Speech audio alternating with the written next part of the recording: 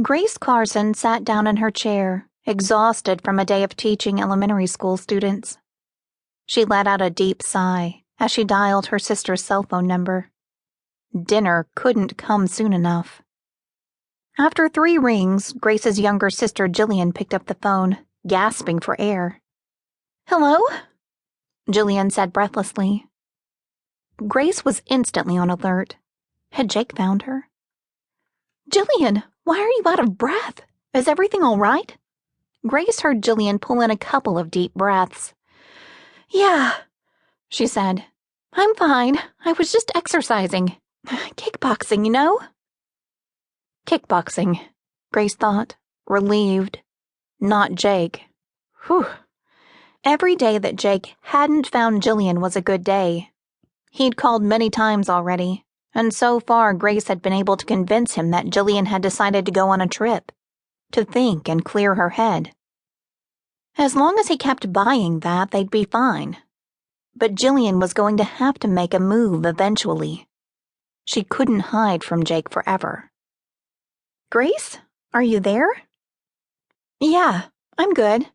I'll leave the school in a few minutes. I thought I'd pick up some Chinese takeout. That sound okay?" "Sure, I'll take that Kung Pao chicken, extra spicy. And don't get drinks. I went to the store today. There's plenty to drink here.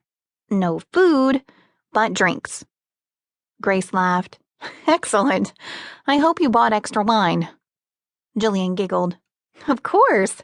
Your favorite winery's Merlot." "Hey, Jillian," Grace spoke tentatively. "I think we need to talk tonight. Make some decisions about Jake. We shouldn't have to live in a constant state of fear and anxiety." She heard her sister sigh on the other end of the phone. I know. You're right. I think I've got a plan. We can talk about it over a glass of wine." "Okay, then. See you in a few." Grace ended the call and leaned back in her chair to rest her eyes. It had been a long day. No crisis with Jake meant she could go to bed early tonight. She loved her students, but no matter how fond she was of them, 25 second graders were exhausting. She looked over her desk at the many stacks of papers to grade and thought about taking them home, but decided to leave them. She could really use a night off from grading, and maybe this would be the best night to talk to Jillian about what to do regarding Jake. With her messenger bag on her arm, Grace closed up her classroom and headed to her car. She called in their dinner order on the way, and then her thoughts wandered to how Jillian had gotten to this place in her life. Grace had never met the man that broke Jillian's young heart and sent her rushing into Jake's arms. Although Jillian had refused to give details and had never relented on that point, something changed for her after that. Completely devastated by her first love, Jillian met Jake and quickly married him, ignoring all counsel from friends and family. But this was not the time for recrimination. Jillian had enough to deal with without Grace piling on the guilt for marrying so quickly. By the time Grace got to the restaurant, the order was ready for pickup. General Tao's chicken, Kung Pao, pork fried rice, and crab wontons.